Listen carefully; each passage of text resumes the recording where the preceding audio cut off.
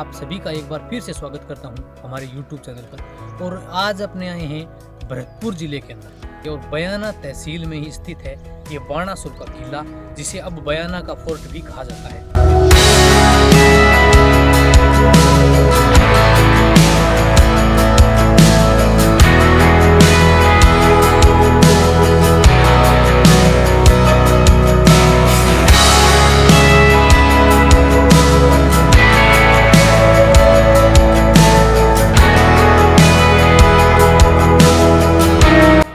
बरसात हो रही है और सर्दी काफ़ी बढ़ गई है, हवा भी तेज़ चलने लगी है, तो परेशानी तो आज उठानी पड़ेगी थोड़ी। और ये काफ़ी ऊंचाई के ऊपर भी बना हुआ है, तो सर्दी का आज तो मज़ा ही आने वाला है।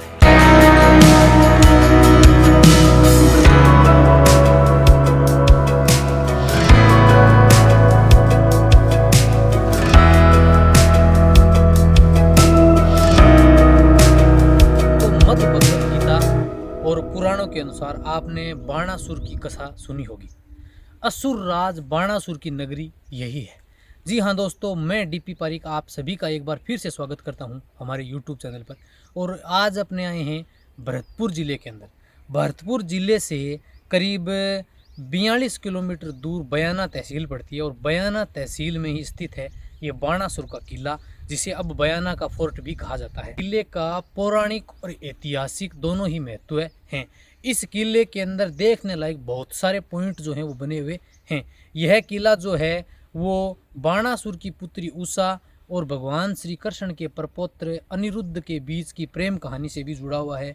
यह किला सल्तनत काल से भी जुड़ा हुआ है, गुप्त काल से भी जुड़ा हुआ है, मुगल काल से भी जुड़ा हुआ है, और यदुवंशी राजा विजयपाल का इतिहास जो है वो यहीं से जुड़ा हुआ है। तो आइए दोस्तों, आज आपको लेकर चलते हैं बाणासुर की इस नगरी में और इसके पूरे पौराणिक इतिहास से आप सभी को परिचित कराते हैं और आपको दिखाते हैं कि इसके अंदर क्या क्या बना हुआ है। तो आइए मेरे साथ चलते हैं आज इसके अंदर अपने।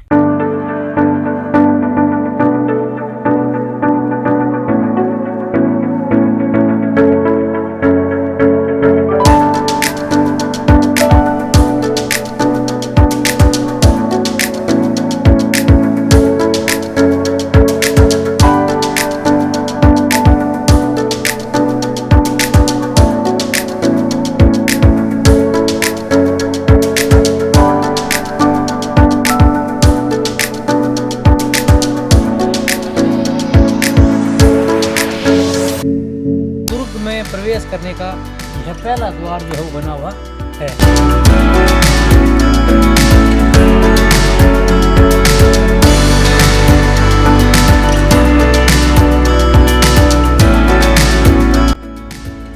गुरुजी की हालत जो है वो काफ़ी नाजुक हो गई है, अभी तक पूरी सीढ़ियाँ चढ़कर आए नहीं है और इनकी हालत काफ़ी खस्ता हो गई है। दोस्तों, पौराणिक कथा के अनुसार यह किला बाणासुर की नगरी कहलाता है।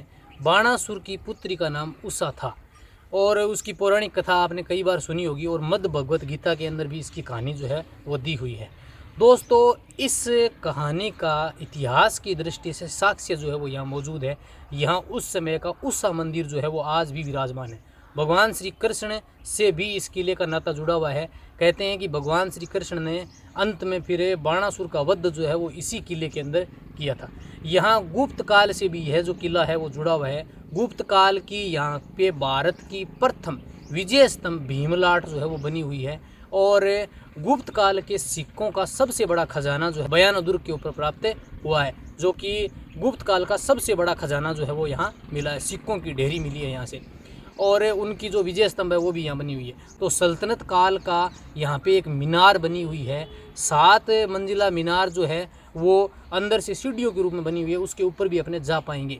इस दुर्ग के बिल्कुल बगल में ही बयाना का युद्ध जो है वो लड़ा गया था, जिसमें बाबर को मुंह की खानी पड़ी थी। ये जो सामने आपको दिखाई दे रहा है, ये किले में प्रवेश करने का दूसरा द्वार जो है वो बना हुआ है। दोस्तों, इसके अंदर की ओर जो अब इसके आगे जो द्वार बने हुए हैं वो बिल्कुल भूल भुलैया टाइप के बने हुए हैं। यानी इतने छोटे द्वार जो बने हुए हैं जिनको कि ढूंढ पाना ही मुश्किल हो जाएगा। इसीलिए कहते हैं कि जब पहले तो इस दुर्ग में आना ही मुश्किल हो जाता था किसी दुश्मन के लिए, और जब कोई दुश्मन यहाँ पहुँच भी जाता था तो उसे अंदर जाने के बाद में यह पता भी नहीं रहता था कि अब जाना किधर है, क्योंकि किले का जो परिसर है वो भी काफ़ी लंबा चौड़ा जो है वो बना हुआ है। बरसात जो है वो आज हुई है थोड़ी देर पहले ही, जब हम रास्ते में थे तब बरसात हो रही थी। हालांकि अब जो है वो मौसम काफ़ी बढ़िया हो गया है। आप देख पाएंगे कि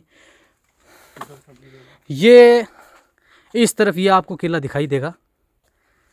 किले की प्राचीर जो है वो आज भी टस से मस नहीं हुई है।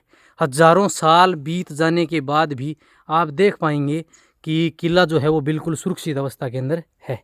दुर्ग के चारों ओर आप देखेंगे तो इतनी चौड़ाई की प्राचीर जो है वो बनी हुई है, और यहाँ दीवारों के अंदर बहुत सारे गन पॉइंट्स जो हैं वो भी बने हुए हैं।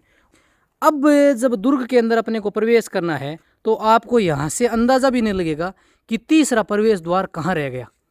यानी जब दुश्मन इस पर आक्रमण करने के लिए आता था तो यहाँ उसको आइडिया नहीं रहता था। कहते हैं कि वो उस तरफ दौड़ते थे आधे सैनिक, और इधर सुरक्षा की दृष्टि से तीसरा दरवाज़ा जो है वो काफ़ी सुरक्षित बनाया गया है। आप यहाँ अंदर की ओर जाएंगे तो बिल्कुल छोटा सा जो एक दरवाज़ा है वो बना हुआ है। यहाँ तीसरा दरवाज़ा, जी हाँ, ये देखिए, ये तीसरा दरवाज़ा जो है वो इसके अंदर का बना हुआ है। और फिर इसके अंदर की जो प्राचीर है वो काफ़ी सुरक्षित नज़र आएगी आपको। एक शंकराकार गुफानुमा रास्ता जो है वो अंदर जाने का बना हुआ है, और इसके बाद में यहाँ भी एक और द्वार जो है वो बना हुआ है। इसके इस तरह आपको दुर्ग में प्रवेश करने के लिए कई सारे दरवाज़ों से जो है वो गुजरना पड़ेगा। दोस्तों कहते हैं कि यह दुर्ग जो है वो काफ़ी लंबा चौड़ा बेसमेंट के अंदर भी बना हुआ था। तो इसकी जो झलक है वो आप यहाँ देख सकते हैं। ये अब काफ़ी खंडर आपको दिखाई देगा, लेकिन आप इससे अंदाज़ा लगा सकते हैं कि यह दुर्ग जो है वो बेसमेंट के अंदर भी बना हुआ था। यहाँ कुछ महल वगैरह आपको दिखाई देंगे जो कि अंदर की ओर बने हुए, इस तरफ है काफ़ी लंबे बने हुए हैं, ये आप नज़र डालेंगे तो।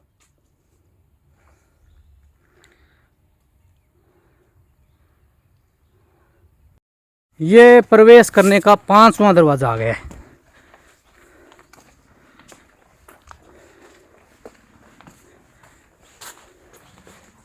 और इसके बाद में आपको सामने दिखाई दे रहा होगा ये छठा दरवाज़ा जो है वो बना हुआ है।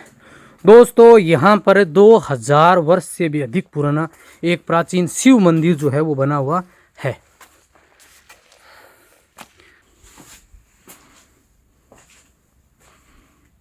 दोस्तों यहाँ छठे प्रवेश द्वार के अंदर घुसते ही आप देख पाएंगे कि ये दुर्ग की जो प्राचीर है वो बनी हुई है। ये जो आप पत्थर देख रहे हैं ये एक पत्थर के अंदर बनी हुई है, और इसके ऊपर जो डिज़ाइन दी हुई है वो आप देख कर हैरान रह जाएंगे। ये नक्काशी जो है वो पत्थर के ऊपर की गई, और पूरा स्लेब जो है वो पत्थर से ही बनाया गया है।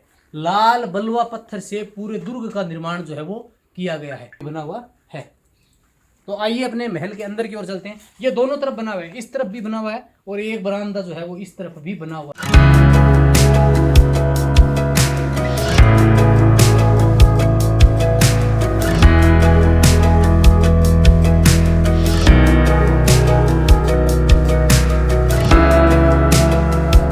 किला जो है वो बिल्कुल आपको सुन्न दिखाई देगा एकदम। यहाँ कहते हैं कि श्रावण के महीने में सोमवार को एक भव्य मेला जो है वो शिव जी के मंदिर पे यहाँ लगता है। और अब यहाँ आपको हम दोनों के अलावा कोई दिखाई नहीं देगा, बंदर दिखाई देंगे और हम दो दिखाई देंगे आपको। इस तरफ आपको ये जो सामने दिखाई दे रहा है ये गुप्तकालीन मुख्य महल जो है वो राजा विजयपाल द्वारा बनवाया गया था, जो कि बना हुआ है। इस तरफ भी आप देखेंगे तो यह प्राचीन शिव मंदिर जो है वो बना हुआ है, जिसमें कि मैंने आपको बताया श्रावण के सोमवार को, और प्रति सोमवार को भी यहाँ काफ़ी संख्या में श्रद्धालु आते हैं, जबकि श्रावण के सोमवार में यहाँ काफ़ी लोग आते हैं। इसके भी अपने दर्शन करेंगे। तो पहले अपने चलते हैं अपने महल की ओर। और ये जो आपको सामने दिखाई दे रहा है ये सल्तनत कालीन इल्तुतमिश के द्वारा बनाई गई मीनार है। दोस्तों कहते हैं कि यह उस समय 7 मंजिला थी, जो अब काफ़ी क्षतिग्रस्त हो गई है।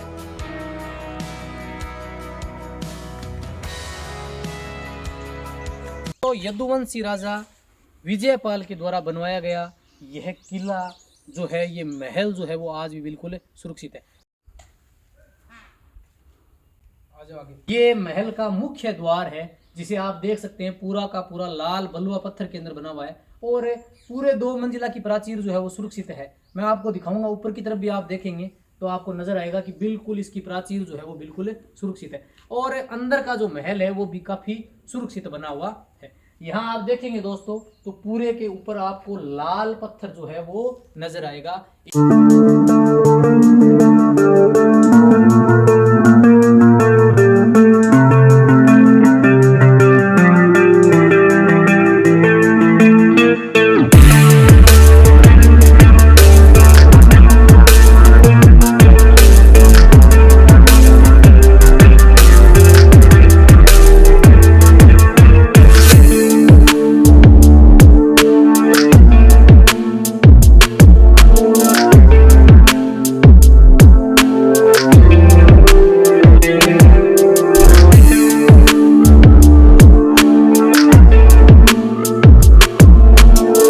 ये जो आपको दिखाई दे रहा है ये उस समय का पूरा महल जो है वो बना हुआ है, राजा विजयपाल के द्वारा बनवाया गया। दोस्तों इस महल की 2 मंजिला प्राचीर जो है वो अब भी आपको बिल्कुल सुरक्षित दिखाई देगी।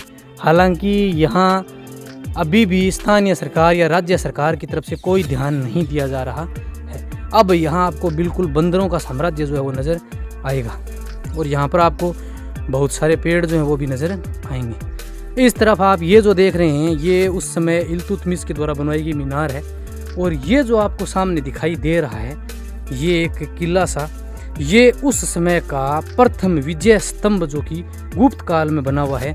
ये भारत का प्रथम विजय स्तंभ है जो कि समुद्रगुप्त के समय यहाँ का सामंत था विष्णुवर्धन, उसके द्वारा बनवाया गया था।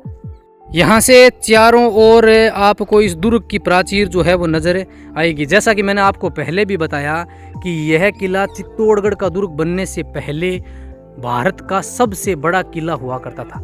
चित्तौड़गढ़ का दुर्ग बनने के बाद यह 2 नंबर के ऊपर है। दोस्तों इसकी प्राचीर ये जो आपको दिखाई दे रही है इसके चारों ओर दीवार जो है वो बनी हुई है किले के ऊपर। करीबन 25 से 30 वर्ग किलोमीटर के अंदर ये किला जो है वो फैला हुआ है। और दोस्तों जैसे ही आप किले के ऊपर आते हो तो आपको पानी को लेकर कोई चिंता करने की ज़रूरत नहीं है। यहाँ पर पहले से ही पानी उपलब्ध है, जैसे कि हमारे गुरुजी अपनी प्यास बुझा रहे हैं। इल्तुतमिश के द्वारा बनाई गई इस मीनार के बिल्कुल बगल के अंदर ये एक प्राचीन महल जो है वो बना हुआ है। कहते हैं कि ये उस समय का रानी का महल जो है वो हुआ करता था।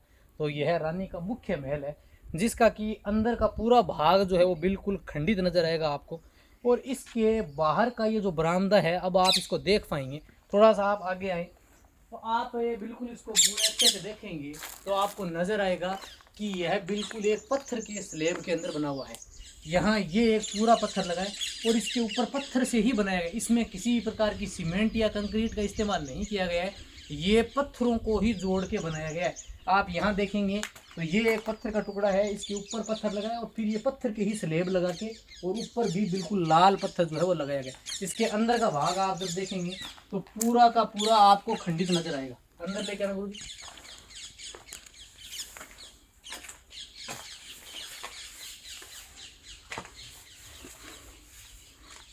जी हाँ, पूरा बरामदा जब आप देखेंगे तो बिल्कुल आपको एक खंडर की तरह नजर आएगा। अब यहाँ कुछ भी नहीं है, पत्थर जो हैं वो आपको इधर उधर नजर आएंगे।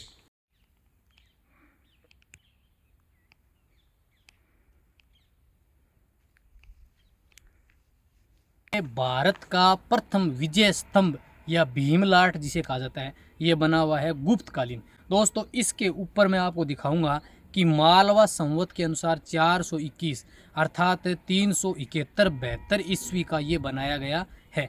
समुद्रगुप्त का सामंत विष्णुवर्धन जो था उसने पुंडरीक यज्ञ करने के बाद में इसे विजय के रूप में यहाँ लगाया था। ये भारत का, राजस्थान का ये नहीं अपितु पूरे भारत का प्रथम विजय स्तंभ यहाँ बयाना फोर्ट के बिल्कुल ऊपर चोटी के ऊपर बना हुआ है।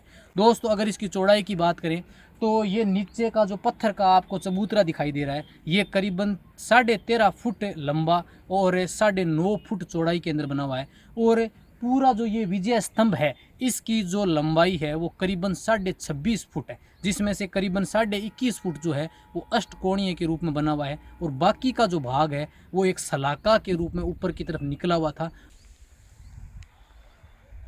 कैसे जाएंगे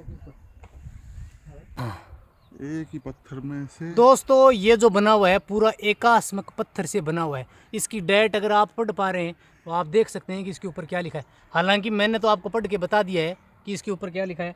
और अगर आपको ये भाषा पढ़नी आती है जो कि संवत में लिखी हुई है तो इस तरफ भी पूरी लिखी हुई है। आप इसको बड़े आराम से पढ़ें, समय लेके। पूरा लंबा लिखा हुआ है। इतना बड़ा पत्थर निकाला। ये जो पूरा प्रशस्तर है वो पूरा एक पत्थर का है।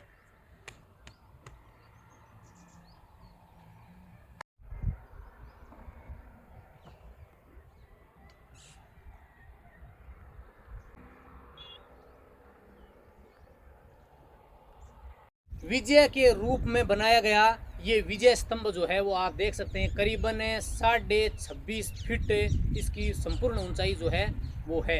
ये नीचे का प्रस्तर जो है वो 13.5 बाई 9.5 फीट लंबाई चौड़ाई के अंदर बना हुआ है। और 21.5 फीट के करीबन जो ऊपर का पत्थर जो है वो अष्टकोणीय के अंदर बना हुआ है। और ये दोस्तों एकास्मक पत्थर का यानी कि पूरा स्लेब जो है वो एक पत्थर का बना हुआ है। दोस्तों बाणासुर की यह नगरी जो है वो 2000 वर्ष पुरानी है और करीबन 25 से 30 वर्ग किलोमीटर के अंदर ये फैला हुआ है। अतः एक वीडियो के अंदर आप इसको पूरा नहीं देख पाएंगे। अतः इसके 2 भाग बने हुए हैं और दोनों भागों की वीडियो आप ज़रूर देखें। दोनों का लिंक जो है वो एक दूसरे के वीडियो के नीचे आपको मिल जाएगा। और पूरे किले का एक एक पॉइंट जो है वो हमने इस वीडियो के अंदर दिखाया है आपको। तो आप पूरा वीडियो जो है वो ज़रूर देखें। जय हिंद, जय भारत दोस्तों।